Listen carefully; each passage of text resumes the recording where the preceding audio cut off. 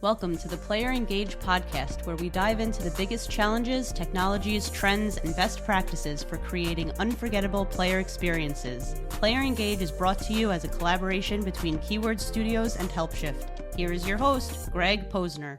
Hey everybody, welcome to the Player Engage podcast. My name's Greg, and I'm really excited about today's podcast. Today I'm joined by Peter Gerson from Keywords. A little bit about Peter before I get into him. I think he's got one of the coolest roles in gaming, and you'll hear why I think so, and I'm really excited about this. So just to talk a little bit about Peter's storied career here, he started off as a sales director at EA, then decided, you know what, I'm going to go into financial services and spent 10 plus years in financial services, because who leaves gaming for financial services? At that point, he made a return to host numerous roles at 5CA, when now, for the past 4 years, he has led the head of player engagement at Keywords. He's also a Community Clubhouse founding member, and he's really an expert in customer experience principles. And the reason I'm really excited about this is because he's got a really cool role. His role is about meeting people, knowing people, and understanding and figuring out how to find solutions for these people. So before I gush too much about Peter, thank you for joining us today. You want to say a little bit about yourself? I think you said most of it there. What I really wanted to just say is that I've always felt that my role in life was being a dad first, I think a good, loving family man second, and career third. And that's kind of how you want to look at things. But the bottom line is career often takes up a lot more time than you think. And so you better do what you really like doing. And I thought it was quite funny when you said, like, who leaves gaming for financial services? And the whole process there was to bring structure and focus to what a financial advisor or a trusted advisor should do for their customers. Because my experience was so bad. When I started to earn a little bit of money and started to plan for the future, I got such poor service and so many people trying to sell me rotten stuff. I thought, no, there's a better way to do it. And so we kind of gamified and set up a situation which was what our business really was supporting financial advisors and trusted advisors with a software platform to do better planning and to put the customer first. The money comes if you do the right things for the customer. That was always, so it kind of became a bit of a gamified setup. And we built an amazing system, having to bootstrap the whole thing, built it on the back of a Unix environment where we could get most of the software and most of the apps for free, in terms of the community sharing the knowledge they had. We actually ended up having quite a nice time with it, and that business was bought over by a commercial bank in South Africa who wanted to now get into personal services for the customers that they'd been serving for all these years in small to medium businesses. They were sort of the commercial private bank for small to medium businesses, but had no real personal services. And so the side for financial planning was taken over, and that's where that business ended up, which is then how I got back into gaming after that process was all settled. The opportunity to move to the Netherlands from South Africa opened up, and lo and behold, customer service. And it's, again, the same thing. Everything was geared towards how do you make the journey easier for a customer.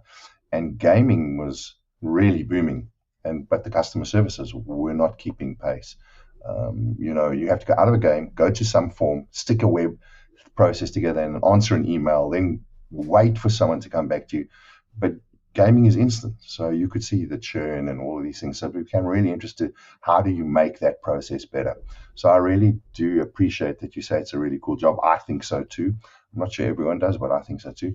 And the idea is literally to listen to people and see if there's a way with what we have or what's in the market or who we need to partner with, that we can put together an end-to-end solution for what that use case or what that specific game or those players really need the help with. And so that's the fun part. The hard part is then making it a reality and actually delivering on what you create. So, and that takes a lot more skill and people who are probably a lot cleverer than I am to help us. And that's why I think I found a home at Keywords, because we're blessed with a team of individuals who look at operational excellence in that way. They need the creatives to come up with doing things, and I'm often in trouble, like, why did you do that? We don't normally do it that way, like, because that's how we solve the problem. And then funnily enough, in every case, they've been able to deliver that solution. So yeah, I do have fun coming to work every day. I'm taking a few notes here because you're saying a lot of great things. And the first thing I'm going to say that sticks out to me, and something Peter doesn't know yet, But he introduced me to our future podcast guest that you'll hear in a few weeks after this one with Veronica, is that he went to financial services because he had a bad experience, and he figured out how can we make this a better experience, and he looked at his gaming background, right? And you'll hear with our future guest Veronica, who comes on, also went to another industry and figured out how can we solve this problem. And it's the same type of thing. I've always believed that gaming helped kind of lead the way for customer support because you have to move quick. You're playing online games, you have millions of players that are playing for free, and you still need to support them, and it's hard to support that many people at scale. So like, gaming has the ability to quickly move and quickly flex and figure out what works. And they were the first to kind of invest in bots and kind of scale from there. So I think that's fascinating. And the part I love about your job, right, is that you figure out who to partner with, right? Like, your job is all about networking. Some skill, and we talk about this skill often on the podcast. Like, I love the idea of networking. I was bad at it, and I like to think I'm getting better at it. But these relationships that you make, especially at the companies you've been at, are important because these relationships carry over from one job to the next job to the next job. No one gets pissed off when you reach out, an old colleague reach out to say hi. Like, it's exciting to catch up. So network with your audience. And finally, the other part I love about your role, which is similar, is solving problems, right? That's the role of a sales engineer, a solutions engineer, right? Anyone, right? Like, at the end of the day, we just want our problem solved. If the product doesn't work quite like that, can we make it work? Can you make it work, right? And I think a lot of studios get excited about trying out these new concepts that can work or may work. And that's kind of what I think is important about this role, is trying to think outside the box, trying to see what is the best solution for this customer. And you can build that solution from there. And I think, just to add to that point, and we won't steal Veronica's thunder, let her tell the story. But again, we had to find an interesting solution for her, and she came knocking on our door when she couldn't find it in the mainstream because she completely left the gaming industry where she went. And so it's a really cool story. So I do say to those that are listening, that's going to be one that's really worth listening to. And we found a really cool solution for her. But what you were saying makes a ton of sense.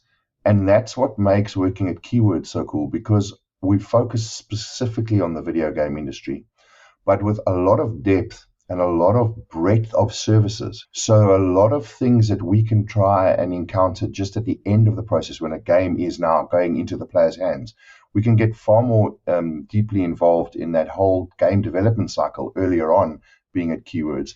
So we can start to help studios who set up, and they don't have to spend money, they just have to pick our brains to start thinking about designing things. And so I chuck it always back at anyone, and they say like, hey, we want to build a game. And you say, well, what's the first thing you should ask? And then say, is it going to be an MMO? Is it going to be an RPG? Is it going to be on the web? Is it Web3? Is it going to be on PC? Is it going to be on console? And my answer is no. That's absolutely not the first question. The first question is, who are you building this game for? Who's going to be the player? What community is going to come play this game? You need to understand that. And the second question I then say, and they say, well, I say, well, it's a very simple one. When they come and play the game, how are you going to keep them safe, happy, and supported? Because that's what the game's for, right? You're building a game for this community. You need to nurture and manage that community, and you need to look after that community. And that's, in essence, our job in 2 lines. If anyone just gets that today, then that's what we're about. It sounds really simple. The complexities of managing that is where it comes in, because you've got to have technology, you've got to have humans, you've got to be able to blend them, you've got to be able to put it into game, you've got to make it appropriate, it's got to be in a voice that makes sense for that community, in terms of perhaps language, in terms of perhaps culture.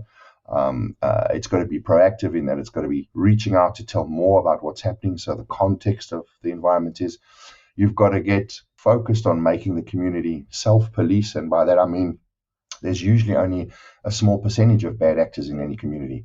But like anything in the world, when you see today, it's the small percentage that make the most noise and are the most radical that cause the trouble, and the silent majority just then leave. They usually vote by their silence or by leaving or going to another game. And so what you want to do is you want to proactively manage that. You keep those bad actors down, and you reward good behavior as a proactive measure for putting your trust and safety and your good support structures in place. But then when you do have bad actors, or you do have issues that need to be solved, how can you do those so quickly and efficiently that it doesn't affect the community or the game? Those challenges are quite complex. And the earlier you can design that into the game you're building, the platform you're going to be on, and the kind of things you're building out, the easier it is to scale, ramp up your support when you need it or not. without costing a fortune. And the longer you leave that process, and I do find this is the thing, we've often had people, hey, we're launching our game next month. Hey, we're launching our game next week. Hey, we launched yesterday. Could we get some support, please? And it's like, oh my God, yeah, we're really going to have a problem now. And people don't sometimes get that it's that complicated. You can't just put someone the next day who's going to be able to magically answer all the questions in a gaming environment. It's usually quite complex, usually more so than, say, a standard product in the normal environment like a banking or insurance process. So you're right, we do become innovative and we do have to push the envelope in gaming. And that's why it's exciting to, whilst it's a small and focused environment, it does often push the envelope before the rest of the market catches up. Still today, most contact centers in the US in mainstream industries are phone driven. 60% is still on the phone. If you come into our industry, it's less than 1% that's managed through a phone interface to look after customers. Live messaging and all sorts of other channels are the way it's gone. You see the growth of Discord, for example, as a channel for many things. So yeah, I find it stimulating, and every day there's another challenge.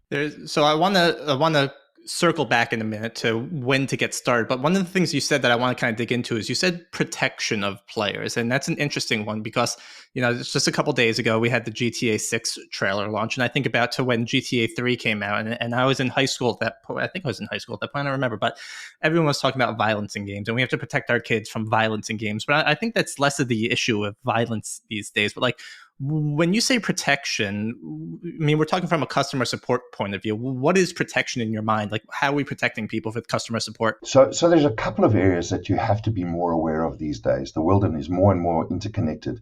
Anyone who honestly believes you've been online in any way, shape, or form, joined communities, joined forums, shared comments, running any of the major social media channels like it's now called X, Twitter, your Facebook, being in Discord channels, join some kind of gaming community, joined a clan, are registered for games, or anything like that, and plus anything mainstream, you're fooling yourself if you think you have privacy because your stuff's out there, it's been sold. I mean, if you really delve in and go look at people with legitimate interest, you'd be quite frightened at what people think is legitimate interest versus what you would understand it to be in terms of your details being shared when you share your cookies and stuff. So it's about protecting that.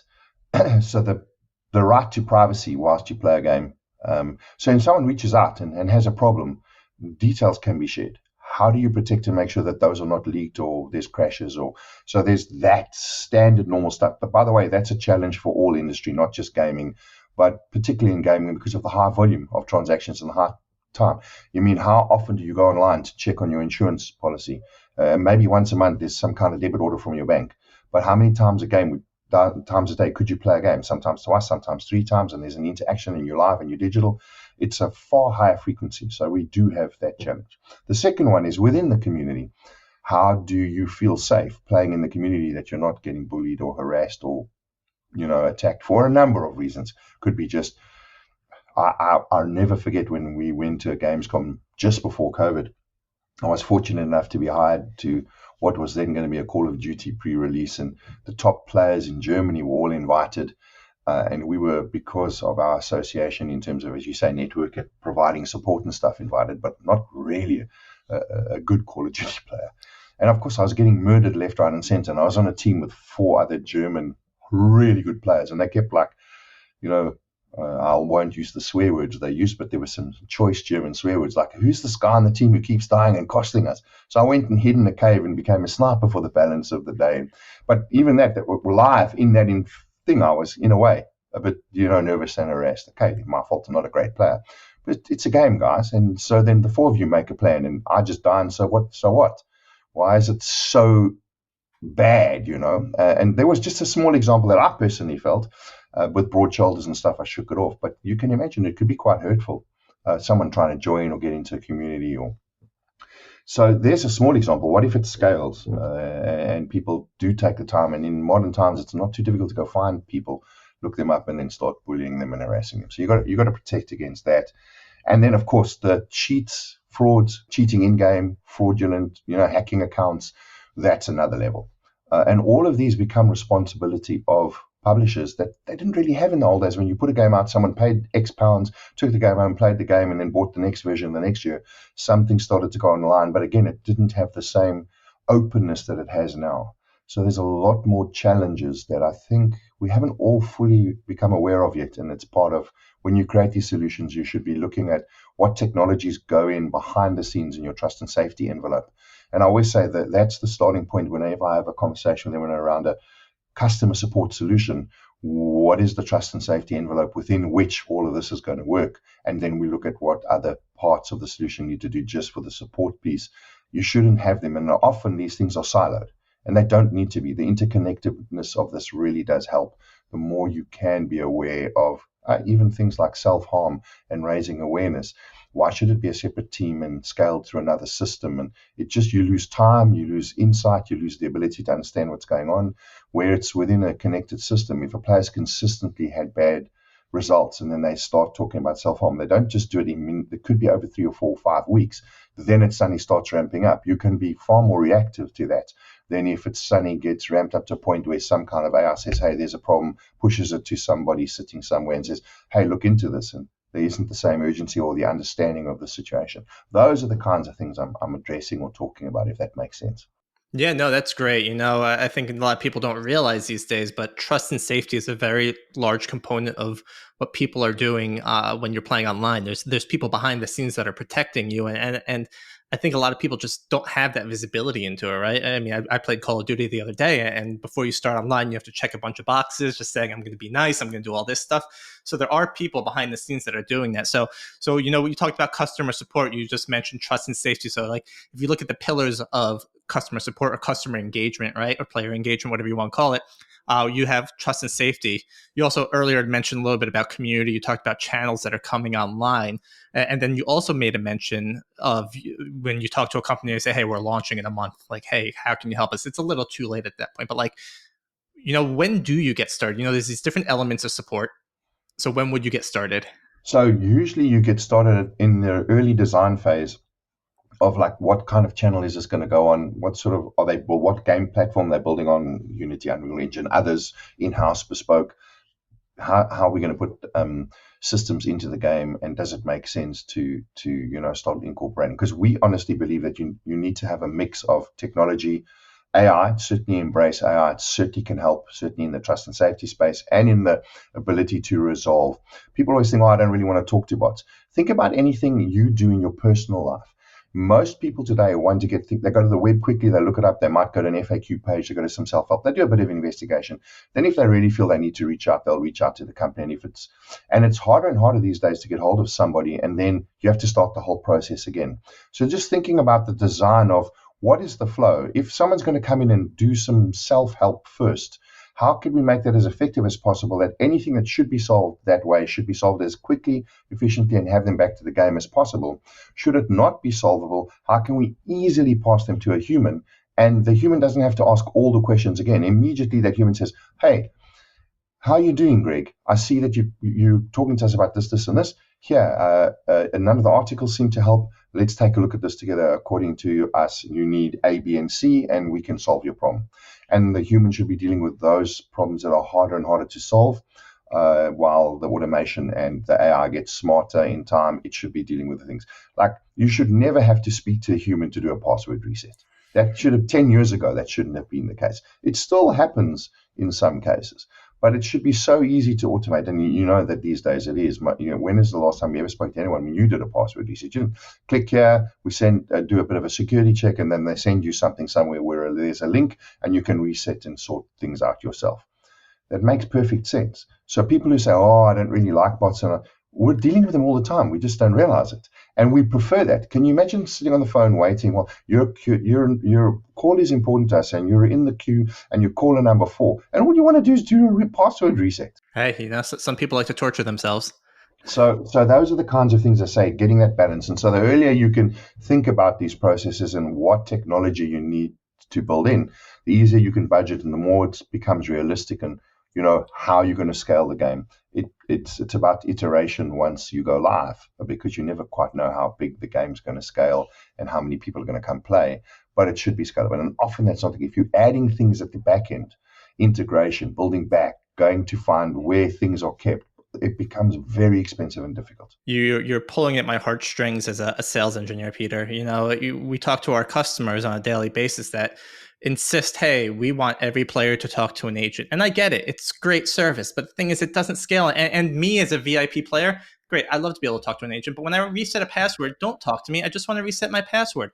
And the more systems you can get starting to talk to each other, whether it be a reward system, whether it be a CRM, whether it be a password reset system, authentication server, right? Like you can build these seamless experience and choose when to talk to your customer, because there are times I do want to talk to an agent and there's times I don't want to be able to talk to an agent, and make this experience better. And it all comes down to that player experience, right? Like you said, get started early. If you want to make it a really interconnected, seamless experience for your player, right? Like you want to be part of it. You don't want to be like, oh, support's this whole other part of your game. You have to go somewhere else. Again, I keep saying I was playing Call of Duty, but last night we were playing, me and my buddy, and there was a new patch and he kept getting kicked out. So I was like, you know what? I'm going to poke around the systems here and see how I can open up a support ticket.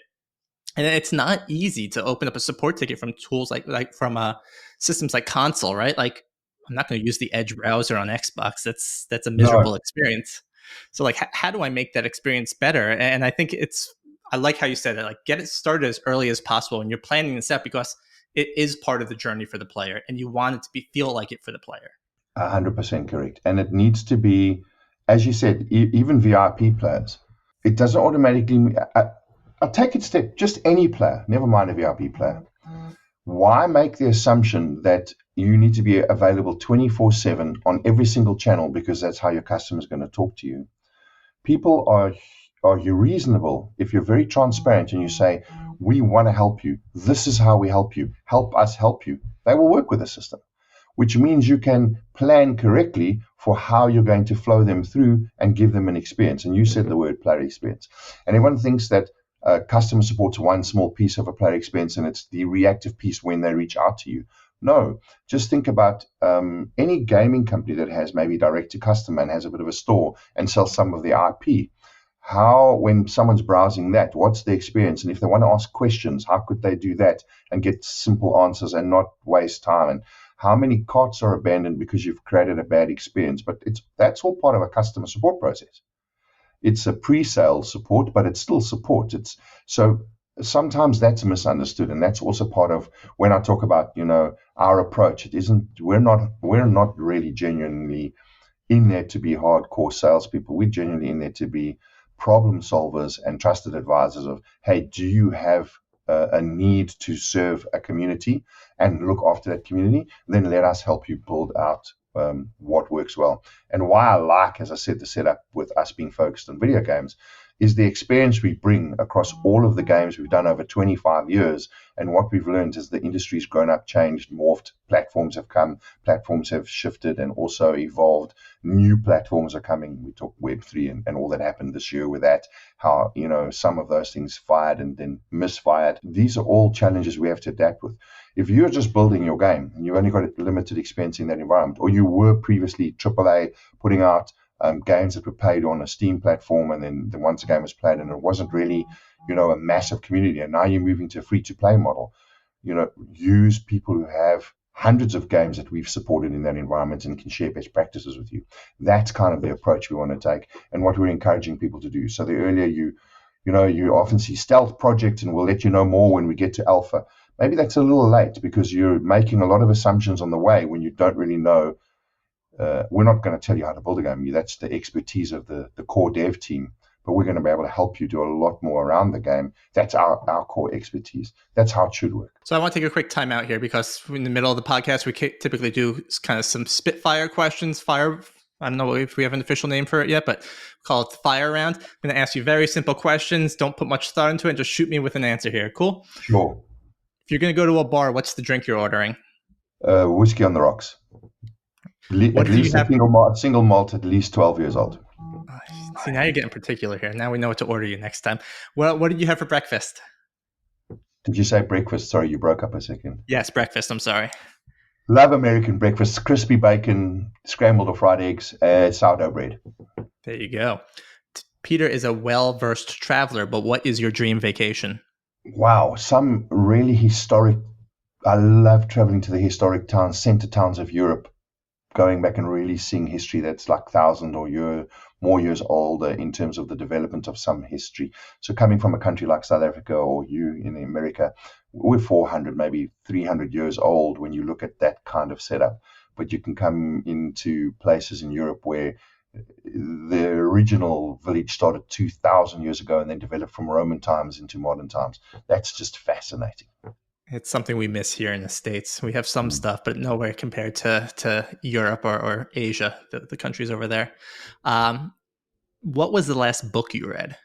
The last book I read was a book about negotiating. It's Don't Split the Difference. Nice. And last question, last game you played? I play every morning a little bit of games, depending which customer I'm with. And today I actually played Empires and Puzzles and Golf Clash.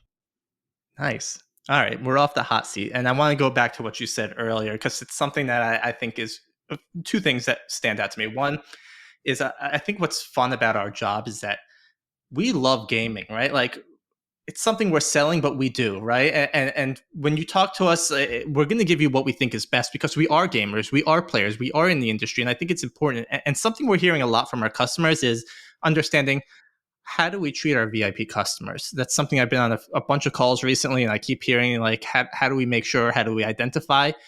How are these challenges you see being addressed in the market? Is it something that Keywords is looking into? I don't know. That's a great segue to wrap up on, and I appreciate the opportunity. We look at it from 2 points of view.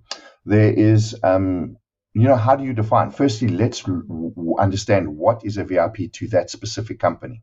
A great example is EVE Online treats anyone who starts any one of their games in those first 24, 48, 72 hours as a VIP. Because if you're going to get them playing, you need to make them as happy as possible should anything go wrong. So that's a VIP queue for them, anyone who's just started up the game. But if you're talking about a monetization approach, then clearly you're talking about people who spend money in a game, and often you hear the term whales or dolphins or super players. So there's two approaches there. One is, how do you affect a better SLA? In other words, how can you ramp service to them without detracting service? Because in a gaming environment, you need to keep everybody playing. The people who do spend money in a game still need the people who don't spend money in a game to play, especially if it's free to play online, anything where it's player versus player. You need to have that population solid, and you need to look after everyone. But you can speed up the service to a player that spends more. One of the other areas, though, is we look at a revenue generation approach. How do you work with in a responsible way? Gaming can be quite addictive. Video gaming can be quite addictive, similar to gambling. And I think we have a moral responsibility to make sure people are not spending too much in a game or spending too much time in a game. The one thing humans only have on this planet that is worth more than anything else besides their health is time. It's the real currency of life. And so if people are spending too much time in a game or spending too much money and time in a game, I think there's a responsibility. So we have a strong proactive outreach VIP program that we can help people build, which helps you manage and do your revenue better, but also puts these warning signals in around protecting and looking after the community. If you get known for that, the game also gets trust and people care, because some people could have a problem and you need to deal with it. So we do take those two approaches. One is more passive and reactive, where if someone does reach out to you and they happen to be a VIP in your game, you can respond to them more quickly. But what about proactive outreach in managing relationships and creating better relationships and better experiences for the players that want to engage with the game? Even in terms of feedback, where some key people can come once or twice a year to a specific function. And so we're happy to help people build those programs out. We have those capabilities, and we can teach people how to maximize that interaction or engagement with their VIP and high spending players. It's always fun to hear about the different strategies different studios have, and they're all respected and go about differently. I love what you talked about with EVE, right, where everyone gets treated the same the first 72 hours. You deserve that good experience, right? If you have a player that's coming to play your game for the first time, you want to make sure that it's not broken, and you're hearing from them, and it's important to touch base with them. And again, you never want to. Every customer, every player, is a priority. You want to make sure you can hear from all of them, but again, like, understand that, call it a VIP, call it a whale, right? You need to be able to provide them the platform that keeps spending it. And this goes back a funny strategy that we've been hearing about more often goes back to what you said, that 60% of customer support is still done on the phone in other industries. We're seeing some studios go back to providing phone support for some of their VIPs, and I think that's fascinating. I think it's great, especially when you look at the different demographics of gamers that you have. Right? If you looked a few years ago, my mom would not be playing Candy Crush or playing any type of game on her phone, but here she is now playing different types of games, whether it be the New York Times or Candy Crush. Right? Like, some of them want to use that phone support because that's the type of support that they're used to. So by providing them the channels that they're used to, you'll keep them hooked in the game. And I think that's super important for any company that's looking into a strategy to understand that. Cater to your audience. Know who your audience is. That's a great point you make. Don't assume because they play a game they consider themselves to be a gamer. You just explain the profile. If you went to your mom and said, "Hey, mom, are you a gamer?" What would her answer be? No, I'm not. But she is playing games. And so it's understanding the audience, understanding how they react, what they want, what experience are they looking for. And it's varied. It's very, a game like you just mentioned, Candy Crush, will have all sorts of profiles playing it. So it's really interesting. So a good point. I'm curious, just personally, Peter, how did you end up in this position, right? Were you growing up dreaming of working in the video game industry and becoming a kind of a, I like to say generalist, I don't know if you take it as an insult, but know a lot about everything, kind of the whole flow? Like, what were you dreaming of being when Peter was growing up? Super question. What I wanted to be more than anything in the world was a pyrotechnical engineer. Loved to blow stuff up. And unfortunately, in South Africa, there wasn't anywhere we could study for that. You had to go overseas, and I just didn't have the money. Not really knowing what I wanted to do post-school. And at the time, South Africa, unfortunately, had a conscription army. So if you didn't go study straight from school, you went straight to the army. I took the option of just joining up for a business degree. Thought I'd do some kind of generalist business degree, a Bachelor of Commerce, and then see where it went from there. I had quite a strict dad. I then got into a sport called rowing and rowed at university to the extent that I didn't really attend all of my lectures in that first year and managed to fail 2 subjects. I failed accounting and I failed accounting and maths and statistics. And my dad said, "Hey, I had a deal with you. You fail, I don't pay." So year 2, I had to go find a job. And I'd grown up in the family business, which was restaurant, beverages, hotels, etc. My dad was a chef. My mom was front of house, and they ran restaurants, a la carte, high-end restaurants. So I'd grown up always working in that. So one day I saw an advert in the newspaper for NCR Corporation, which said, "Trainee programmer wanted, must have food and beverage background." And hey, I have to pay for university. So I applied, went part-time to university and started my career as a programmer, doing programming in Fortran, hexadecimal, and COBOL 74 of all things, writing front-end, back-end hotel cash register systems for remote printers and stuff like that, which is quite interesting. And that's when I started to, and I hadn't been in IT or been focused on that. So I started to get a love for technology. And it's through that I ended up working in hardware, mostly around PCs and stuff, because PCs were just coming out at that time. And through the PC background, I ended up with a company called Packard Bell, which was focused on the home user. And that's how I started to discover gaming, because obviously home users bought PCs mostly to play games. And things like Sony PlayStation had started to come out, and the very first versions of that in Xbox. So ended up then working at Electronic Arts as a growth out of Packard Bell, because we had done quite a lot of partnership working, always working on networking. To sell Packard Bell better, we did bundles of software. Then you turn the computer on and you got. And so a company like Electronic Arts provided us last year's games, plus trailers to upgrade to this year's games if you spent a bit of money. That's how they got it. And then you got all this free software. So if it was FIFA 2018, you got FIFA 2016 for free in your Packard Bell when you bought it.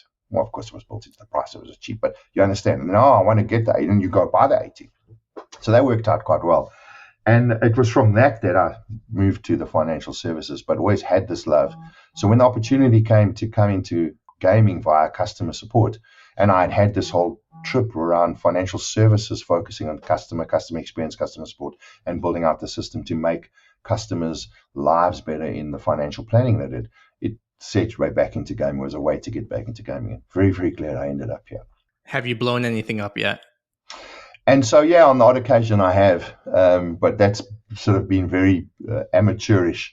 And now, of course, in Europe, there's a ban for fireworks and stuff. But if you do come to the Netherlands on New Year's, ban or not, for some reason it does turn into a little bit of a mini World War III. People sneak fireworks from adjoining countries and tend to go mad. So yeah, well, I'll say no more in case it might incriminate me. I think we have to get you to Vegas and get you, some of these bachelor parties go to Vegas and you're allowed to shoot like rocket launchers in the desert. It sounds like that's what you need to go check out. Well, that's not as much as interesting as actually creating the pyrotechnical. Yeah, The you art want to do the of the whole. firework is putting that whole process together, and it's an amazing. You see it in movies and stuff. It's actually quite an interesting. You're blowing up a car to do the flip for any of the stunts. That's what mostly the pyrotechnical engineers did, and that I think, looking back on it, as I said, it was a boyhood dream. I'm not unhappy that I never ended up there. Don't know. I think if I'd gone into that, I would have somehow ended up here anyway. Hey, you know what? I feel like everyone's path is already set. You just kind of work your way into it. Yeah. In 2024, are there any gaming trends that are exciting you or things that you're seeing come to market? I think what's going to happen is version 2 of Web3 is going to start to really get working properly. It's not been a massive success first time around, and people didn't jump onto it. And blockchain and all these things, I think, are a bit misunderstood. It's not about monetizing and having people play and get worthless tokens.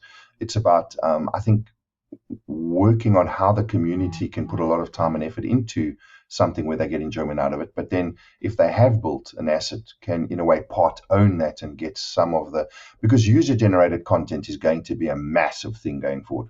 And if user generated content is making people money in YouTube or other channels, why not within gaming? So I think that's going to be an interesting trend to watch.